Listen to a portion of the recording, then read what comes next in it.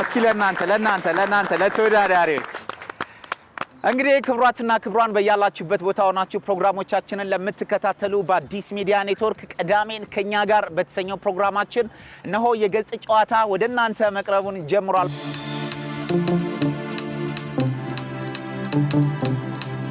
በባለፈው ኤፒሶድ አሸናፊዎችን አየን ወደሚቀጥለው ዙር ያለፉትን ለዛሬ ደግሞ እንደዚሁ አራት ተወዳዳሪዎች አሉ ማለት ነው። እንግዲህ ክብራትና ክብራን በቡልቡላ ፓርክ ውስጥ እንገኛለን ማለት ነው። እንግዶቻችን እናንብብ በሚል መሪ ቃል የአዲስ አበባ ባህልና ቱሪዝም ቢሮ ከአዲስ ሚዲያ ኔትወርክ ጋር በመተባበር የሚያዘጋጀው የገጽ ጨዋታችን ተጀመረ። እስኪ ለገጽ ጨዋታ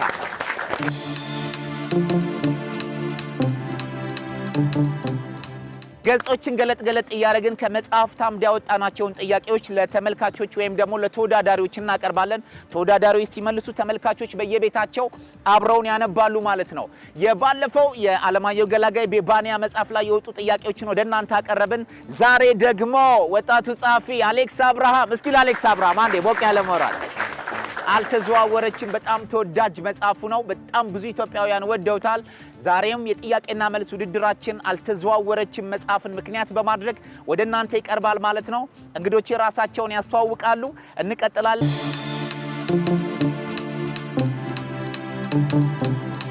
ማንበብ ደስ የሚለኝ ነገር ነው፣ አነባለሁ። እሺ ትረካም ቢሆን ስሰማው ደስ የሚለኝ ነገር ነው። መጽሐፍ ደስ ይለኛል በጣም ትረካም እወዳለሁ። በተለይ አንብቤያቸው የወደድኳቸው መጽሐፎች ትረካቸውን መስማት ስለሚያጓጓኝ አደምጣለሁ። በጣም ደስ የሚለኝ መጽሐፍ ጋር ነው አብዛኛው ግንኙነት የማደርገው እና መጽሐፍ ላይ ማንበብ በጣም መመሰጥ እወዳለሁ። መጽሐፍት በጣም ደስ የሚሉ ነገሮች ናቸው። ያዝናናሉ፣ ትምህርት ይሰጣሉ። ከዛ አንፃር ሞክራለሁ።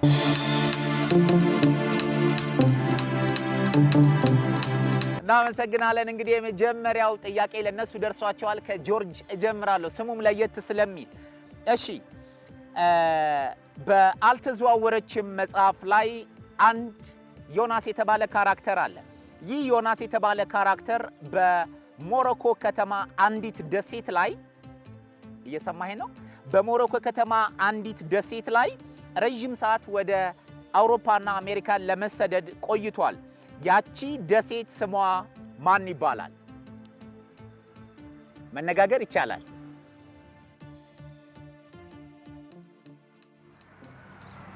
ታንጁር አስተካክለው። ታንጂር በትክክል ተመልሷል። ጎበዝ። የመጀመሪያ ጥያቄ ሲመለስ ምን ያህል ተዘጋጅተውበት እንደመጡ ያሳያል ማለት ነው።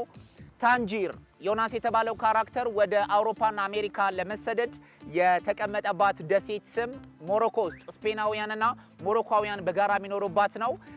ለመጀመሪያው ቡድን ሙሉ ነጥብ እንሰጣለን። ሁለተኛው ቡድን ከማን እንጀምር? ከማን? ደራሲው የልብ ወለድ ሐሳቡን ሲጀምር በምናውቀው የባህሪ አይነት የተገጠመ አንድን አጭር ግጥም በማስቀደም እንዲህ በማለት ይጀምራል። ምን አለ? ጅላይሙት እንዲያጫውት ጅላይሙት እንዲያጫውት በትክክል ተመልሷል። አሌክስ አብርሃም ያልተዘዋወረችን መጽሐፍን ሲጀምረው ጅላይሙት እንዲያጫውት ብሎ ነው የጀመረው። የሚገርም ነው። ቆንጆ ፉክክር። የተጠየቁትን የመጀመሪያ አንዳንድ ጥያቄዎች መልሰዋል ማለት ነው። በጣም ደስ ይላል። መጽሐፉን እንዴት አገኛችሁት? አልተዘዋወረችም? ወደድከው? በጣም በተለይ ምዕራፍ 3 ላይ ያለው በጣም ነው ከሌሎቹ መጽሐፍቶች የተለየ አጻጻፍ ስለተጻፈ አሪፍ ያደርገዋል። ቆንጆ መጽሐፍ ነው። በጣም ወድጀዋለሁ። ለየት ያለና ግልጽ የሆነ ቤተሰባዊ ወይንም ደግሞ በግልጽ እንድናቃቸው አድርጎ በመጻፉ አሪፍ ነው። እያንዳንዱ ገጸ ባህሪ የራሳቸው የሆነ ደስ የሚል አቋምና በተለይ የማህበረሰባችን ችግር ብለን የምናስባቸው ነገሮች በዛ ተነስቶ የተነሱ ወደ ጥያቄያችን እየገቡ ነው። በቃ ይበቃል። እሺ ወደ እናንተ ደግሞ መጣለው። ደራሲው አንዲት ሴት ገጸ ባህሪ በምትወደው ቆየት ያለ ዜማና ግጥም ጋር ያዋሃዳትን አንድ ዘፈን ጠቅሷል። ዘፈኑ ምንድነው? ዘፋኟስ ማናት? ይላል ዶጁ ይላል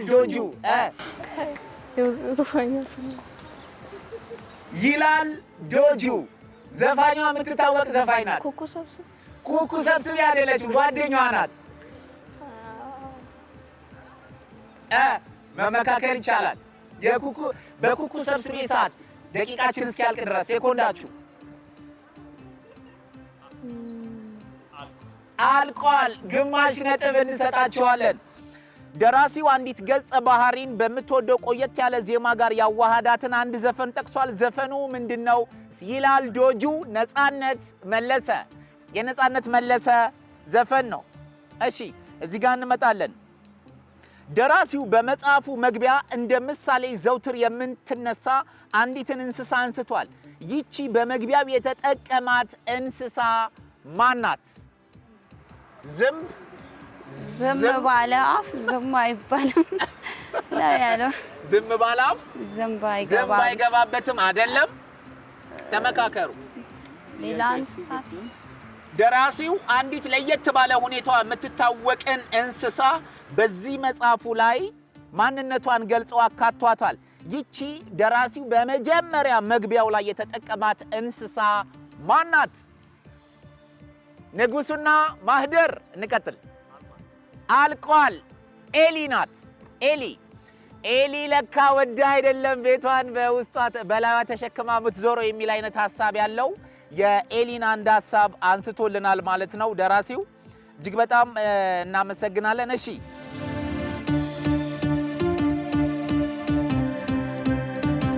ምኗን ትወድላት ነበር ብባል ሁለት ጊዜ ሳላስብ እንዲህ ላለው ይላል። ሰውነቷንና ጠይምነቷ። ሰውነቷንና አስተካኪው አይደለም። ሰውነቷንና ጠይምነቷን ታግዘኛል። አልቋል። ሰውነቷንና ስሟን እወድላታለሁ ይላል። ሰውነቷንና ስሟን ነው የሚወድላት። ማናት? እየመጣን ስንመጣ እናየዋለን። ግማሽ ነጥብ። እንቀጥል እናንተ ጋር። ንጉስ በዚህ መጽሐፍ ላይ ያለው የሴት ገዳም ነኝ ብሎ ሲያስብ ጓደኞቹ ግን በእርሱ እንደሚቀኑበት በሚናገርበት ስፍራ ላይ አንዲት ጥቅስን በመናገር ጓደኞቹን ይተቻቸዋል።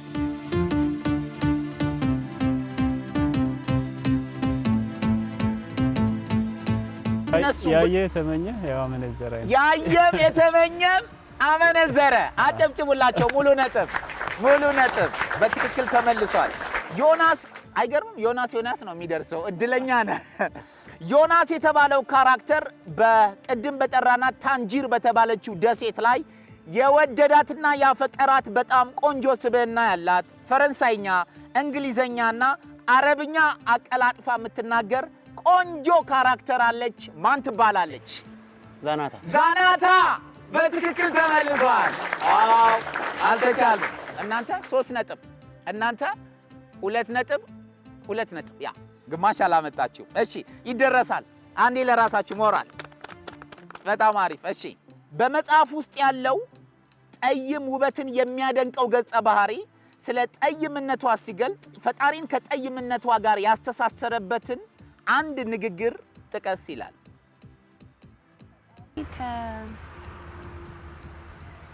ከእያንዳንዱ ሰው በተለይ ኢትዮጵያዊነትን የጠይምነት ባህሪው ስለሆነ ከእያንዳንዱ ሰው ጠይምነት ለቅሞ እንደሰጣት አይደለም። ሞክሩት። ከባህር አሳ ጋርም አመሳስሏታል። ከአሳ ጋር አይደለም።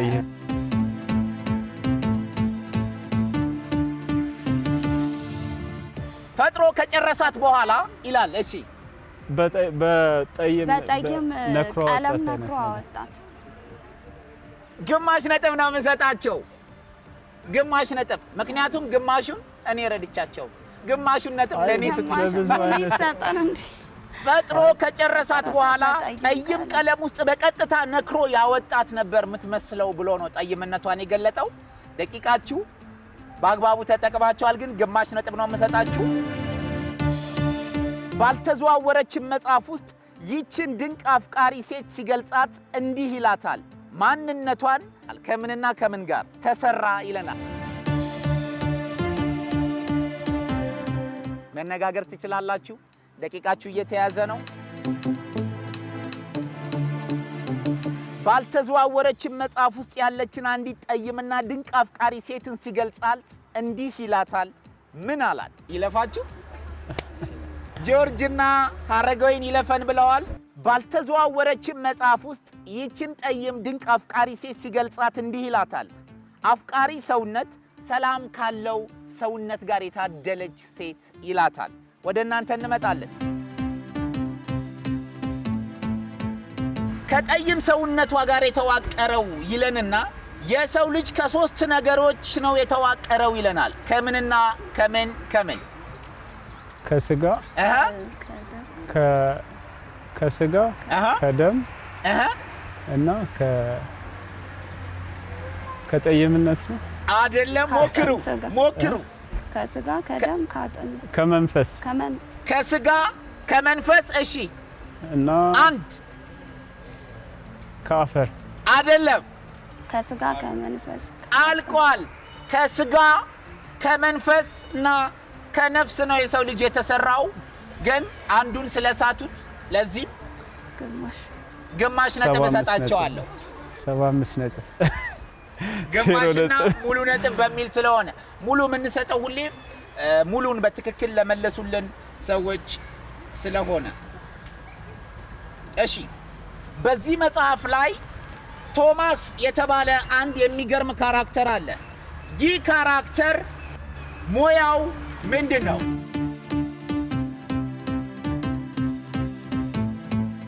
በዚህ አልተዘዋወረችም በተሰኘ መጽሐፍ ላይ ከሰው ጋር የማይገጥም ከሰው ጋር የማይጣጣም የተባለ አንድ ካራክተር ተገልጿል። ይህ ካራክተር ቶማስ ይባላል። ቶማስ ምንድነው ስራው?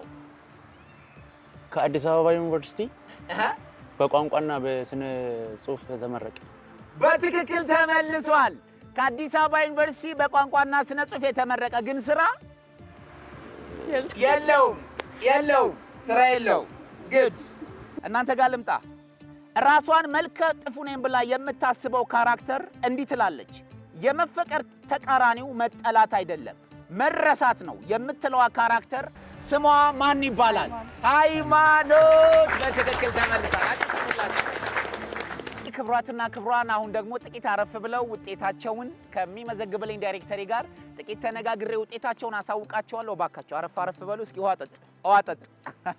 ቸርስ። ያ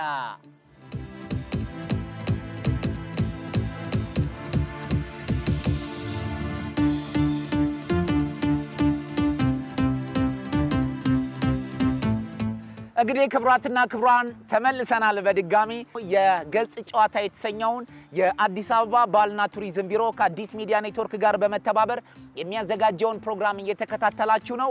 ለዛሬ የመረጥነው መጽሐፍ የደራሲ አሌክስ አብርሃምን አልተዘዋወረችም መጽሐፍ ጥያቄና መልስ ዛሬ ማን አሸንፎ ወደ ቀጣዩ ዙር ያልፋል የሚለውን ለማጣራት በስተግራዬ ማህደርና ንጉሱ፣ በዚህ በኩል ደግሞ ጆርጅና ሀረገወይን ይገኛሉ ማለት ነው።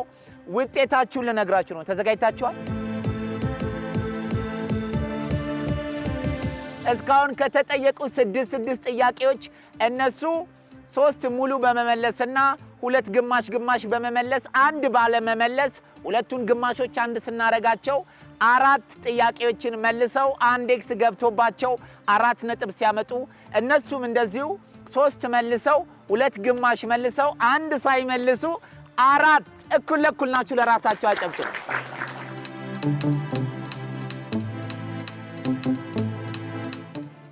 ሁላችሁም እናንብብ። ይህ በአዲስ ሚዲያ ኔትወርክ አዲስ መዝናኛ ዕለተ ቅዳሜን ከኛ ጋር በተሰኘው ፕሮግራማችን የገጽ ጨዋታ እንደዚህ ባማረ መልኩ ሁሉንም እያሳተፈ ይቀጥላል። እናንተም እንደነሱ ኑ ተወዳደሩ። ወደ ሁለተኛው ጥያቄ እንመጣለን። ወደ እናንተ መጣን። ሐረግ አንቺ ጋር ነው የምመጣው። ከአዲስ አበባ ዩኒቨርሲቲ በስነ ጽሑፍ የተመረቀው ቶማስ አንዳንድ የስነ ጽሑፍ ስራዎችን፣ ግጥምን፣ ልቦለድን፣ ወግና ሌሎችንም በሚገባቸው ካልተሰሩና ከተንዛዙ የሚተችበት 3 የንግግር አይነቶች አሉት። ምንድን ናቸው?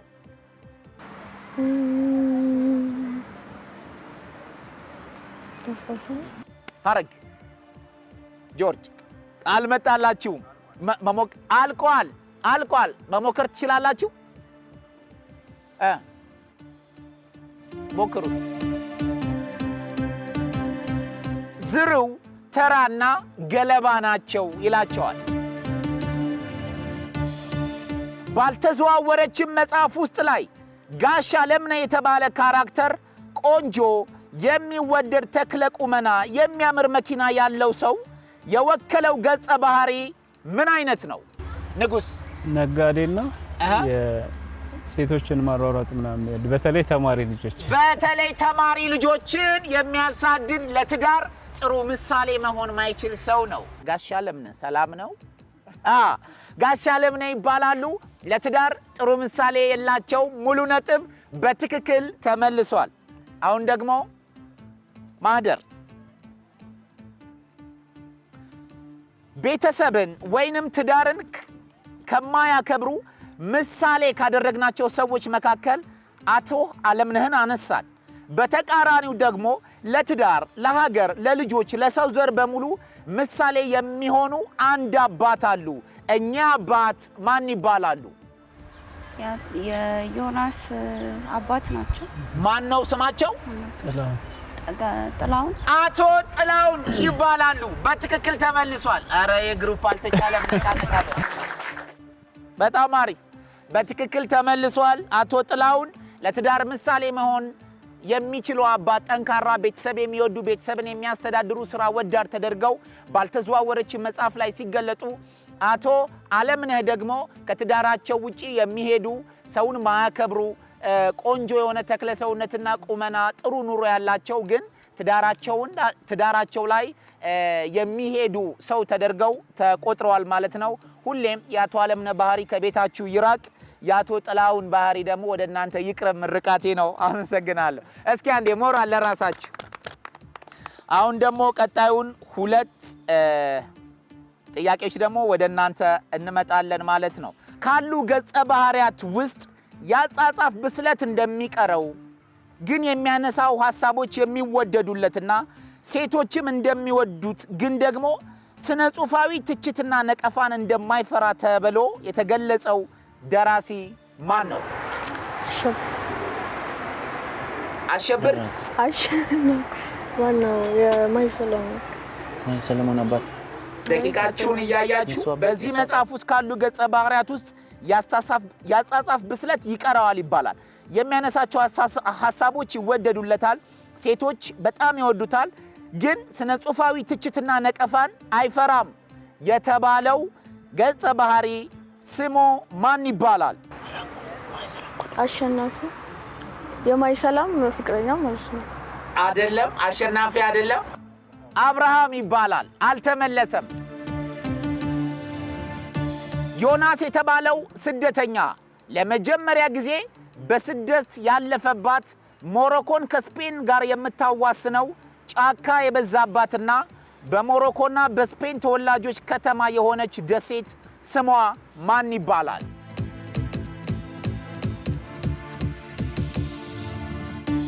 ሜሊላ ደሴት ትባላለች። መቶላችሁ? አዎ ልለው ነበር። ሜሊላ ደሴት ትባላለች። እናመሰግናለን። እስኪ ለራሳችሁ ሞቅ ያለ ሞራል። አንዳንዴ እንኳን ከቤተሰቦቻችን ከራሳችንም የምንጠፋበት ባክነን የምንቀርበት ጊዜ አለ።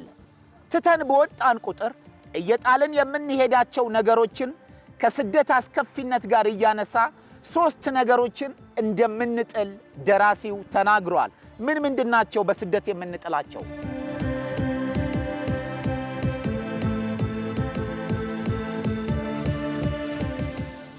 ትሞክራላችሁ? የሰው ልጅ በስደት እየጣለ የሚሄዳቸው 3 ማንነቶች አሉ ይላል። ምን ምንድናቸው? ማንነት ቤተሰብ ራሳችንን ነው አይደለም? አይ ባንድ ይያዝልን በቃ። ማንነት ግን አይያዝም። ክብር፣ ማንነትና በራስ መተማመን በስደት የምናጣቸው እኛነቶቻችን ናቸው።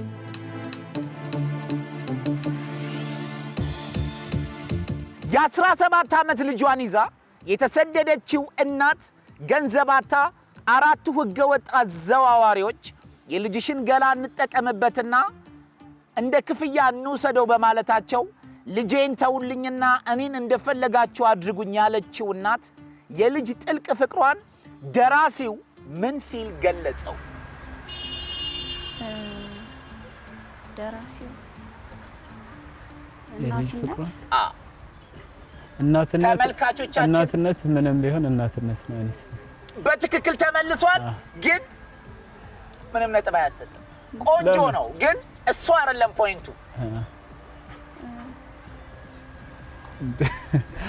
እናትነት ከውበትም ከምንም በላይ በትክክል አልተመለሰም። አልቋል፣ ሰዓቱ አልቋል። ዋው! አጨብጭቡ ለራሳችሁ። እንግዲህ ክብሯትና ክብሯን የመጨረሻውን ጥያቄ ዮናስ የተባለው ገጸ ባህሪ ከቦታ ወደ ቦታ ከሀገር ወደ ሀገር እየተዘዋወረ አንድ ወሳኝ ጉዳይ አስቃኝቶናል። ይህ ጉዳይ ምንድን ነው? ወሳኝ ጉዳይ? አዎ፣ ስለ ስደት ህይወት ነው። የስደት ህይወትን አስከፊነት በትክክል ተመልሷል። ዮናስ ስደትን ሲገልጸው በስደት ጫካ ውስጥ በጨለማ የተቀመጡ ሰዎች ቀስ በቀስ በስደት አስተላላፊዎች ሲሄዱ ከጨለማው ካይኔ ተሰወሩ ይልና እነዚህን የሄዱ ወዳጆችን ሲገልጻቸው አንድ ተቃራኒ አማርኛ ተጠቅሟል። ምን ይባላል? ወይስ ምን አለ? ትሞክሩታላችሁ? የጨለማ ጤዛዎች ነው ያላቸው። ሊረግፉ ነው የሚሄዱት ነው ሐሳቡ። ሊረግፉ፣ ሊሞቱ፣ ሊለያዩ ነው የሚሄዱት የሚል ሐሳብ ነው ያለው። ወደ እናንተ ደግሞ ልምጣ። በመጽሐፉ ላይ የተጠቀሰችው አንዲት ጠይም የምታሳሳ ገጸ ባህሪ ሙሉ ስሟ ማን ይባላል? ጠይም፣ ቆንጆ፣ ውብ ናት። ስሟ ማን ይባላል?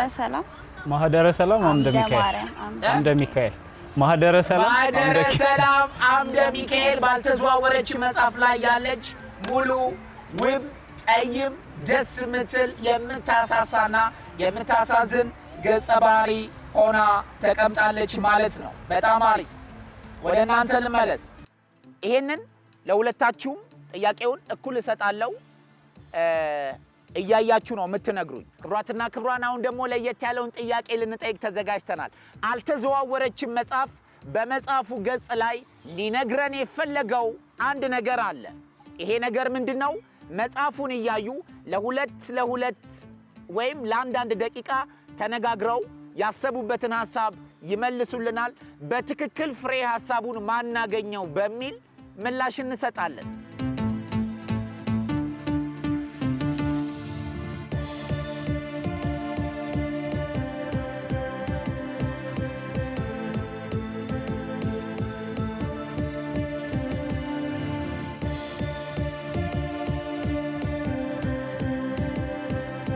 አልተዘዋወረችም በስለች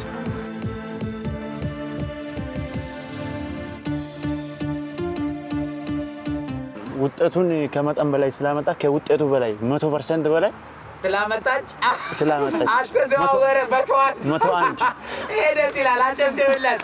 መልሱ አይደለም አጨብጭቡለት ያልኩት። ሀረግስ ምን ትያለሽ? እኔ የሚመስለኝ ምናልባት በታሪክ ውስጥ ምንድነው ያልሆነ ሰው በመምረጧ እሺ እንዴት ነው ምንድነው ባልተገባት ቦታ በመገኘቷ ህይወቷ ፌል እንደሆነ በዛ ምክንያት ማይገባት ቦታ ላይ በመሆኗ ህይወቷ ፌል እንዳደረገ ግን ከመጽሐፉ ጋር አገናኝና ንገሪ። ለዚህ መልሷ ግን አጨብጭቡላት። ቆንጆ ሐሳብ ነው። ግን ንገሪን በትክክል እዩና ገጹን ምን ሊፈልጎ ነው? በደንብ አብራሪው። የእናንተን እይታ ነው የምንፈልገው እዚህ ጋር። የመናገር ክህሎታችሁንም አዳብሩበት በዛው። አልቋል። ግማሽ ነጥብ እሰጣቸዋለሁ። እኛ የተረዳ ነው እዚች ጋር የምናያቸው አብዛኞቹ 100 ናቸው። እንደውም ሙዚቃ 101 ነው። በጣም ዘፋኝ ናት ማለት ነው። ሙዚቃ እንደምትወድም ቅድም እነሱ መልሰውታልና እነዚህ አብዛኞቹ ካየናቸው 100 ይሉና መጨረሻ ላይ ያሉት ነው ማኔጅ የሚያደርገው የዚህን መጽሐፍ ከቨር በአጠቃላይ ምላሽ ለሚሰጠው ብዬ ለምሳሌ እምነት፣ ሰብአዊነት፣ ጸባይ፣ ፍቅር፣ ትዳር ምናምን የምንላቸው ነገር ላይ ስኬታማ አይደሉም። ይሄ የፎረሸብን ነገር አለ። ብዙ ጊዜ ወደ ኋላ መለስ ብለን ራሳችን ስናይ ለምሳሌ የማህደርን የትዳር ህይወቷን ብናይ ሪል እየኖረችው አይደለም። ምክንያቱም ትዳር ያገባችው ሰው የምታፈቅረው አይደለም፣ በሆነ ነገር ተገፋፍታ ነው። ስለዚህ ባዶ ነው። እዚች ጋር ካየናቸው የእምነት ፍቅር ላይ ትዳር ላይ ጸባይ ላይ ሰብአዊነት ላይ እንግዲህ እናብብ እያልን ወደ እናንተ ይዘነው በመጣነው መሪ ቃል የገጽ ጨዋታችን እዚህ ላይ ተጠናቋል። ውጤቱን እናሳውቃለን ማለት ነው። እስከዛ ድረስ ላፍታ ቆይታ አድርጉ። ውጤቱን እንገልጻለን። አሸናፊዎች ወደ ቀጣይ ዙር እነማን አለፉ ወደ እናንተ ይዘን እንመጣለን። አብራችሁን ቆዩ። በድጋሚ የገጽ ጨዋታችን ገጾችን እየገለጸ ወደፊት ይቀጥላል። ዋው! አልተዘዋወረችም መጽሐፍ በአዲስ ሚዲያ ኔትወርክ ቅዳሜን ከኛ ጋር የገጽ ጨዋታ ላይ ወደ እናንተ እየቀጠለ የመጨረሻ ውጤት የሚታወቅበት ሰዓት ላይ ደርሰናል። የዛሬ ተወዳዳሪ ጆርጅ፣ ሀረገወይን፣ ማህደር፣ ንጉሱ ነበሩ።